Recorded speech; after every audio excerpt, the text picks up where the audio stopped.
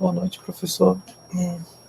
Ou bom dia, boa tarde, eu não sei a hora que o senhor está assistindo essa gravação. Enfim, eu sou o aluno João Vitor Alves Luz.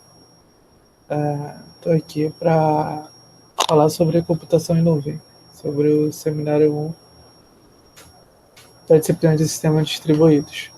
Sou aluno de engenharia da computação. O que é computação em nuvem, né? Definição muito aceita. Computação em nuvem é o fornecimento de serviços de computação, incluindo servidores, armazenamento, banco de dados, redes, software, análise de inteligência pela internet, que a gente chama de nuvem, para oferecer informações mais rápidas, custos flexíveis e economias de escala.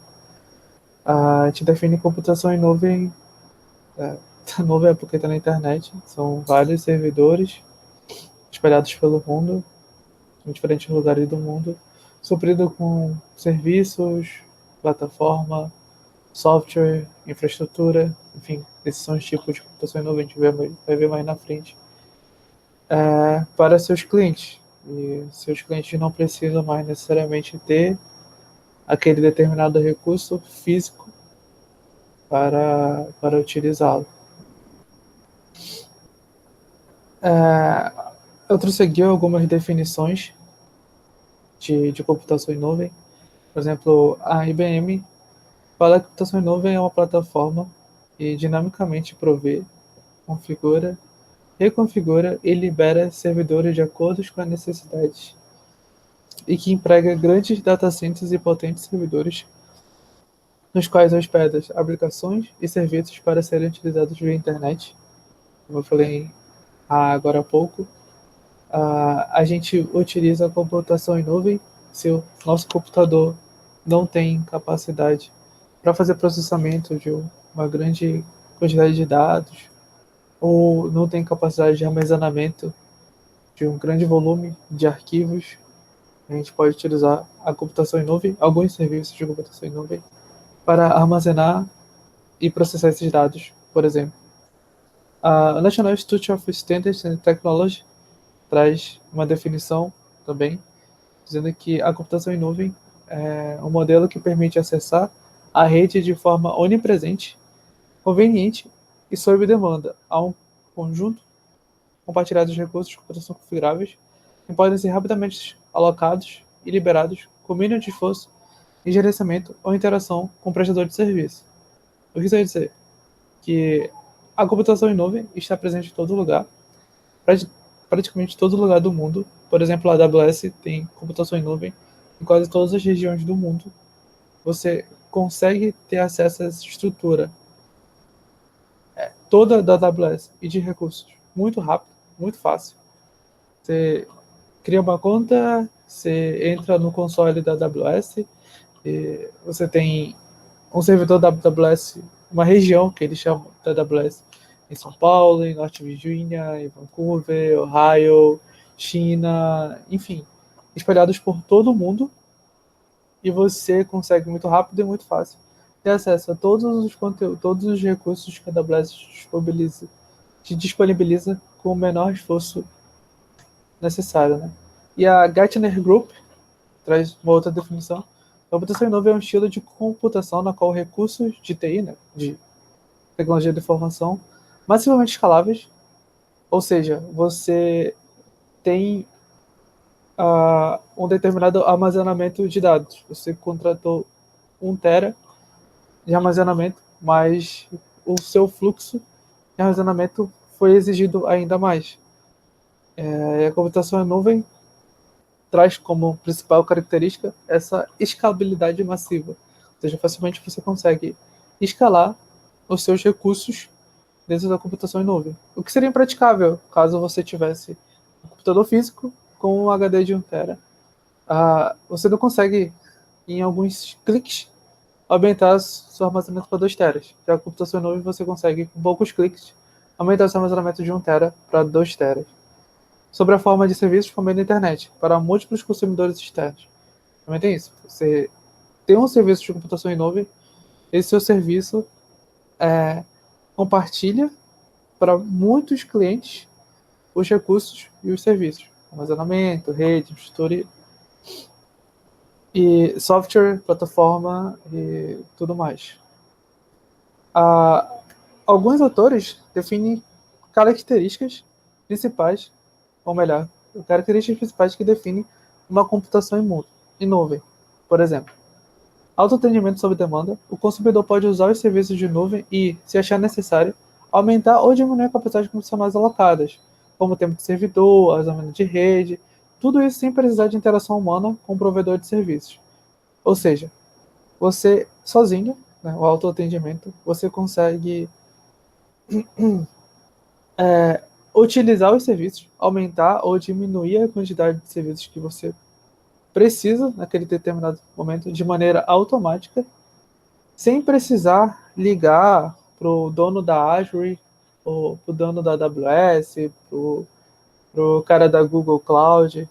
Enfim, você, com poucos cliques, pode, como eu falei anteriormente, pegar o seu HD de 1 tera, diminuir para 500 MB, ou aumentar para 2 teras, caso o fluxo de dados seja muito alto naquele determinado momento.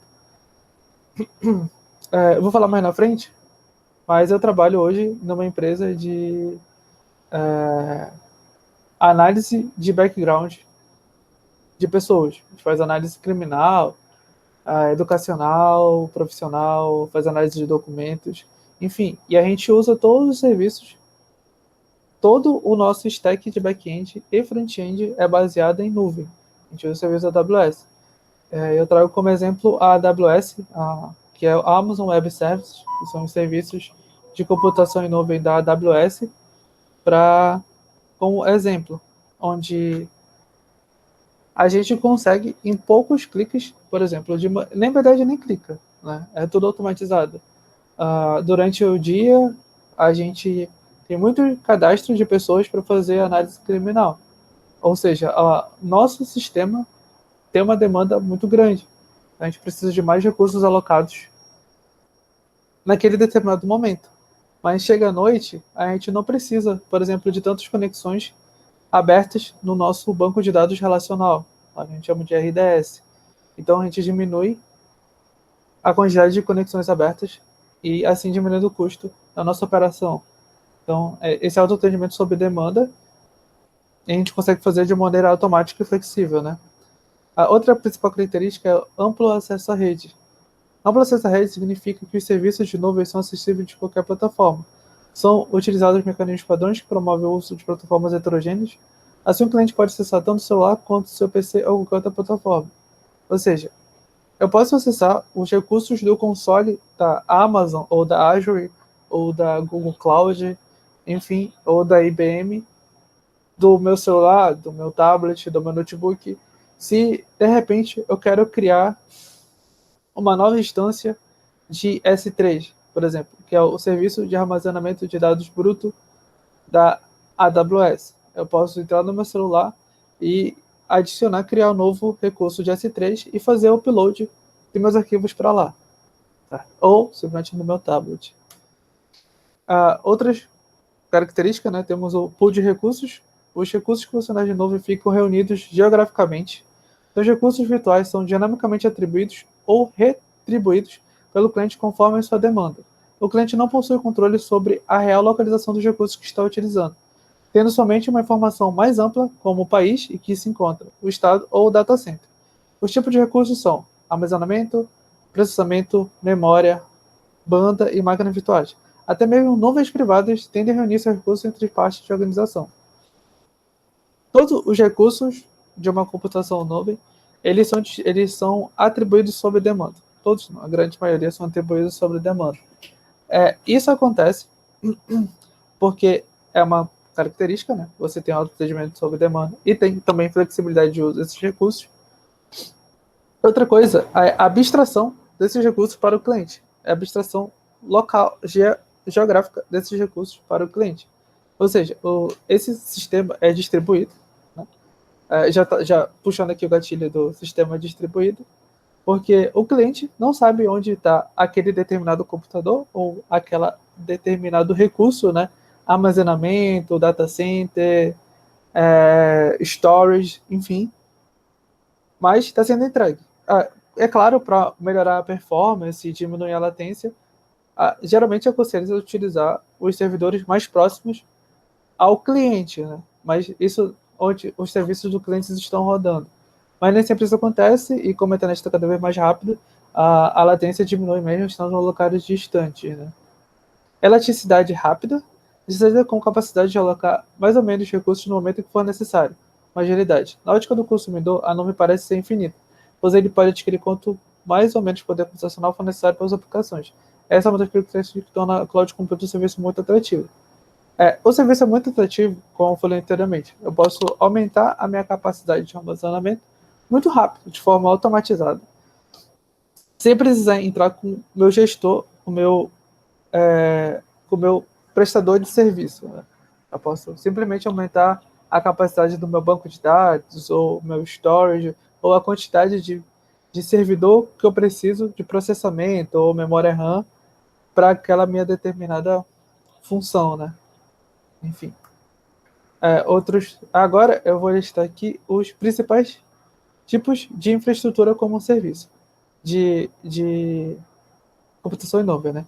A gente tem a IaaS, que é infraestrutura como serviço. A infraestrutura de TI é alugada como servidores e conexão de rede, de acordo com o uso. Isto é, a empresa paga somente o que está utilizando e pode aumentar ou diminuir sua demanda quando sentir necessidade. Ou seja, a gente pode criar, por exemplo, o VPN, pagando essa VPN na nuvem, que é a nossa conexão de rede, ou um determinado servidor, e utilizar ele de acordo com a nossa necessidade, sem necessariamente se preocupar, claro, lembrando, né, as características, com a eletricidade, com a quantidade de conexões ativas que precisa manter, com o fluxo de pessoas, fluxo de dados que está acontecendo, com as rotas. Tudo isso fica por conta da infraestrutura da computação em nuvem, né? A gente só utiliza o serviço. Outro tipo é SaaS, que é Software como Serviço, ou seja, a gente são disponibilizados software online, e a empresa que fornece cloud computing é responsável pela manutenção da ferramenta. Agora você precisa conectar para usar o programa. Ou seja, você contrata o serviço de software, tem o software lá, a Cloud Computer disponibiliza aquele determinado software para você utilizar, e você apenas se preocupa em utilizar aquele determinado programa. Você não precisa fazer a manutenção daquele programa, manutenção da ferramenta. Por exemplo, a Cloud Computer, a Google Cloud disponibiliza o serviço de Dialogflow, que é um software, é um chatbot, onde você pode só utilizar aquele serviço, aquele programa, né? Que é o chatbot da Google Cloud.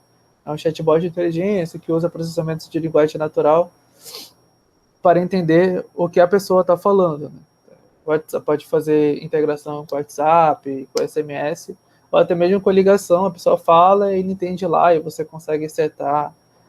A intenção é como aquele software deve responder para você de acordo com a intenção que você já configura previamente. Por exemplo, se você configurar lá que dia é hoje é uma intenção de data, e que o seu software que você configurou no Dialogflow lá da Google Cloud é para ele dizer, hoje é, não sei, um dia do mês, então ele vai responder com isso, né? Tem o PaaS, que é Plataforma como Serviço. É um espaço na internet de disponibilidade para que o usuário possa fazer testes e gerenciamento de aplicativo. Esse serviço é vantajoso para quem está criando o software, pois ele é mais rápido e o usuário não precisa se preocupar com banco de dados, configurações, entre outros. É como se fosse uma máquina virtual, né, uma plataforma preparada para você utilizar o seu software, a sua aplicação, a sua ferramenta, testar a sua ferramenta sem que seja no seu próprio computador, no seu próprio servidor, no seu próprio data center, para prevenir, por exemplo, supostos side effects, né, efeitos colaterais que podem vir a ter junto com o seu desenvolvimento da sua ferramenta a fase de teste, né? Então esses são os 3 tipos de computação em nuvem, né? Eu trouxe aqui por que se utilizar computação em nuvem, né? É o resumão do que foi dito anteriormente. Tem alta escalabilidade, né? Você consegue em alguns segundos aumentar e diminuir a sua capacidade de processamento, capacidade de armazenamento, capacidade de enfim, capacidade de conexões, de todo o serviço, ou pelo menos quase todo o serviço de um prestador de serviços de computação em nuvem, muito rápido e muito fácil. Você consegue aumentar e diminuir, né? Que entra no terceiro ponto, que é a flexibilidade. Redução de custo, porque você não precisa ter um servidor local, um data center grandão local, uma sala refrigerada, com várias blades, de stories, etc. Você pode simplesmente contratar um serviço de computação em nuvem e utilizar o data center deles, que é muito, muito, muito mais barato do que você ter uma sala toda para seu armazenamento. Fora que você consegue ter acesso a esse data center de acordo com o seu uso, né? Se você usa pouco, você não vai pagar por ter toda aquela sala lá que aguenta muito usando pouco, né? Você tem segurança. Hoje a computação nova é muito segura. Existem diversos métodos que você consegue utilizar para manter a segurança, mas a própria computação em nuvem, os serviços de computação em nuvem te dão métodos para você implantar nos seus recursos, como authorization tokens, credenciais de acesso, enfim, protocolos de acesso aos seus determinados recursos, e tudo isso é muito fácil de se programar e de se configurar. Que entra no outro ponto, né? Facilidade de acesso. Ou seja, você tem uma facilidade muito grande de acesso aos recursos computacionais, infraestrutura de rede, plataforma, softwares em geral, muito fácil, muito rápido, né? E externar responsabilidade, que antes vamos imaginar a situação, antes você tinha o seu servidor local numa sala. Hoje, e quem era responsável por pagar a conta de luz, responsável pela refrigeração, por fazer a manutenção do seu servidor, por verificar o uso, a resfriamento, etc. Era você. Hoje, se você contratar um serviço de computação em nuvem, você consegue externizar essa responsabilidade. E lá no servidor de um determinado prestador de serviço de computação em nuvem, vai ser ele que vai se responsabilizar por essas coisas. E você vai apenas utilizar o serviço, né? Sistema, agora, relação sistema distribuído de computação em nuvem, né? Alguns autores trazem definições de sistemas distribuídos como conjuntos de computadores separados entre si, como o sistema distribuído é um conjunto de computadores independentes que se apresenta aos seus usuários como um sistema único coerente, isso no livro do Tenable, de 2007, ou um sistema distribuído é aquele no qual os componentes de hardware e software localizados e computadores interligados em rede se comunicam e coordenam suas ações apenas enviando mensagens entre si, Colores, de 2007. Então, tendo isso em mente, a computação em nuvem nada mais é do que um conjunto de computadores, servidores, estruturas de redes, armazenados dispersos em diversos lugares do mundo, serviço a um computador cliente em algum outro lugar do planeta. Ou seja, são vários servidores, computadores interligados entre si, que servem um determinado cliente, trocando mensagens, por exemplo, entre eles e ao seu cliente, né? Aqui, eu vou trazer um pouco dos serviços de computação em nuvem que temos disponíveis. Esses são os maiores, né? A Amazon, Microsoft, IBM, Google e Alibaba. A Amazon é disparada a empresa mais usada em computação em nuvem no mundo, né? A AWS praticamente domina o mercado. Em um relatório de 2018, o Synergy Research Group, o gráfico anterior é do Synergy Group, você vê que os gastos em serviços de infraestrutura aumentaram em 51%. Ou seja, mostra que de 2008 para cá, as pessoas estão tendendo a brigar por computação em nuvem em relação ao trimestre ou seja, observando, a participação no mercado mundial da AWS se manteve estável em 30% nos últimos 12 meses. E o mercado alto quase triplicou de tamanho. Ou seja, vejam, com toda essa crise, eu não consegui dados mais recentes, eu consegui essa pesquisa, é um pouco antiga, mas ainda traz como o mundo está atendendo para a computação em nuvem. E hoje mais ainda, com a realidade do mundo remota, a pandemia e etc. Alguns casos de uso, né? A Netflix, que é a principal rede de transmissão no mundo, utiliza a AWS para quase todas as suas necessidades de armazenamento, incluindo base de dados, análise, mecanismo, transmissão de vídeo e muito mais. Centenas de funções com um total de mais de 100 mil instâncias do servidor da AWS. Tipo, a Netflix, que é uma baita empresa, utiliza os serviços de computação em nuvem da Amazon Web Service, né? A Coca-Cola também, ela trouxe o seu back-end, grande parte do seu DevOps, né, que é a sua infraestrutura, para a AWS, o que gerou uma economia operacional de 40%, juntamente com 80% no bilhete de helpdesk de TI.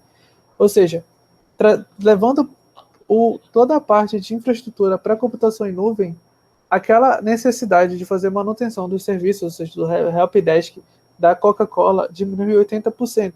Ou seja, a computação em nuvem, como você externiza a responsabilidade de cuidar daquela infraestrutura, a sua mão de obra pode se preocupar mais no desenvolvimento de novas features, de novas funcionalidades, não se preocupar tanto em resolução de problemas, né? Porque essa resolução de problemas fica por conta do serviço de computação em nuvem.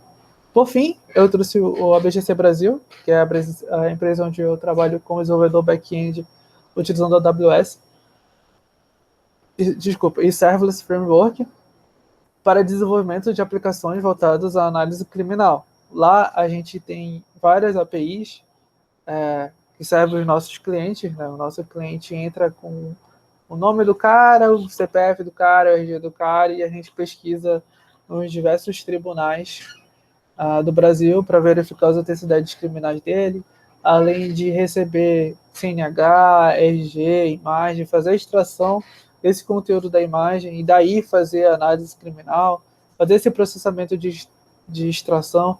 A gente também faz processamento de linguagem natural para identificar o que tem no documento. Tudo isso, toda a nossa stack é baseada em microserviços, utilizando computação em nuvem.